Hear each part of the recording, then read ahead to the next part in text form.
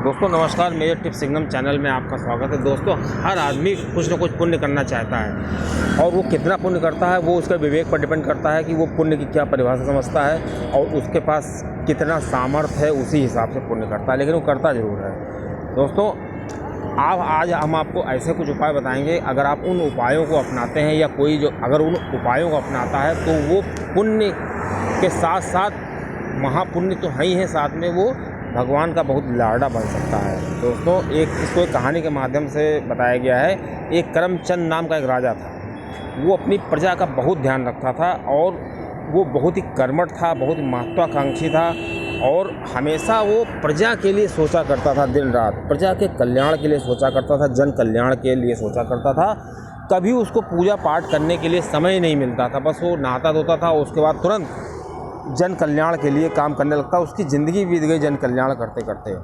दोस्तों वो अक्सर नदी पे नहाने जाया करता था। तो उसने देखा कि जब वो नदी पे नहाने जाता था तो एक साधु जो थे वो नहा के लौट रहे होते थे। जब उसका परिचय हो गया तो उसने एक बार साधु जी से पूछा कि आप तो इतने दिव्य पुरुष लगते हैं, आप जो है ये नहाने के बाद जो ये किताब लेके जाते हैं, उसके बाद एक किताब हुआ करती थी। तो उसने राजा ने उस साधु से कहा कि आपकी जो किताब है आप ये रोज़ लाते हैं, ये किताब में क्या है?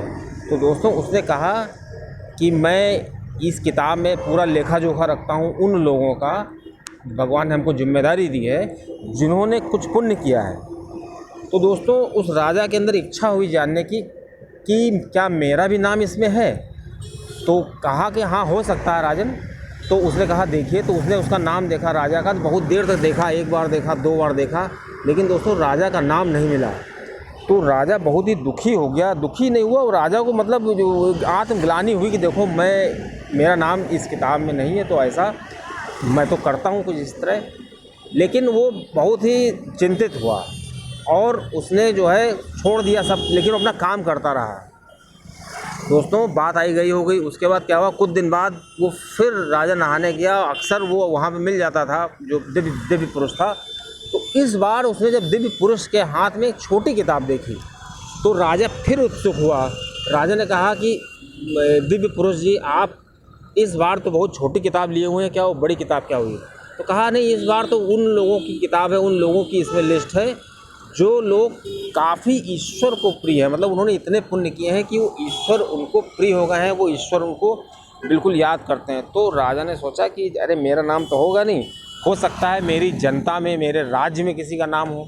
तो उसने उत्सुकता उससे कहा कि दिव्य पुरुष जी, आप जो है इस लिस्ट में, इस किताब में मेरा नाम देखिए, क्या मेरी प्रजा का कोई नाम है, कोई ऐसा कैंडिडेट है? तो दोस्तों उस दिव्य पुरुष ने जब नाम देखा तो राजा का नाम सबसे ऊपर था। तो राजा ये बहुत ही जानकर बहुत ही अचंभा पड़ गया राजा को कि अरे ये कैसे हो सकता है कि मेरा नाम बहुत ही सबसे ऊपर है। तो दोस्तों उस दिव्य पुरुष ने उससे कहा कि आप जो है ज़रूर राजा प्रजा की सेवा करते होंगे और कुछ पूजा पाठ करते होंगे, इसीलिए आपको बहुत ही ऊपर नाम आपका है।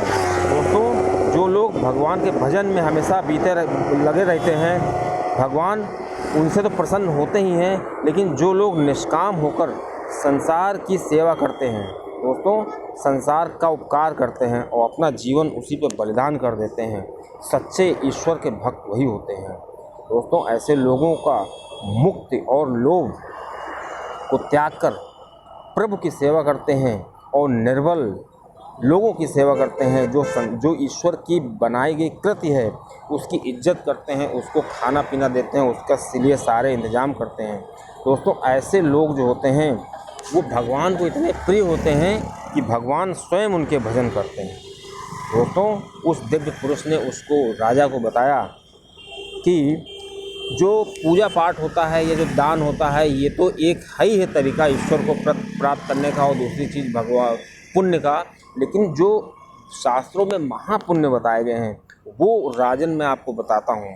दोस्तों उसने इस तरह बताया कि जो 5 तरह के महापुण्य होते हैं, उनमें जो पहला महापुण्य होता है वो अन्न पुण्य होता है। अन्न पुण्य का मतलब होता है कि अगर हम ईश्वर की बनाई गई कृति को किसी को भी खाना खिलाते हैं, उसकी आत्मा को तृप्त करते हैं किसी भी रूप में, कितना भी और कभी भी, तो दोस्तों इससे बहुत ही अच्छे पुण्य प्राप्त होता है और ईश्वर को बहुत अच्छा लगता है और ईश्वर ऐसे लोगों को बहुत ही ज़्यादा सम्मान देते हैं। दोस्तों उसने दूसरे तरह का पुण्य बताया, शयन पुण्य। शयन पुण्य का मतलब होगा कि इस तरह का पुण्य जो निराश्रित लोग हैं, जो घर के बाहर रहते हैं, जिनके पास अपने घर के लिए कोई चीज़ नहीं है बनाने के लिए, उनका कोई आश्रय नहीं है, अगर आप या कोई व्यक्ति उनको किसी भी तरह का आश्रय देता है, किसी भी तरह की रहने की व्यवस्था करता है और उनका संरक्षण करता है, और दोस्तों अगर कोई आपकी शरण में आया है और उसको आप रक्षा करते हैं, उसको आप शरण देते हैं, तो ये भी बहुत बड़ा पुण्य होता है। यही विभीषण जी के साथ यही हुआ था। जब विभीषण जी आए तो राम ने कहा कि ये मेरी शरण में आया। कोई उनके पक्ष में नहीं था कि श्री राम जी उसको अपने शिविर में बुला लें अपने साथ, लेकिन श्री राम जी ने कहा ये मेरी शरण में आया, और शरण में आए हुए व्यक्ति की जो अवहेलना करता है उसको तो बहुत ही पाप मिलता है और उसको कोई भी माफ़ नहीं करता है। दोस्तों तीसरे तरह का जो महापुण्य बताया वो वचन पुण्य था। और दोस्तों वचन पुण्य क्या होता है कि वो निर्दोष प्राणी अपने मधुर शब्दों से, अगर कोई व्यक्ति अपने अंदर से बिल्कुल अपनी भावनाओं को साफ करके और निसंकोच से अपने लोगों को अपने मधुर वचनों से काफ़ी अच्छा संदेश दे और उनकी आत्मा को तसल्ली मिले, तो ऐसे में भी उस व्यक्ति को काफ़ी पुण्य मिलता है।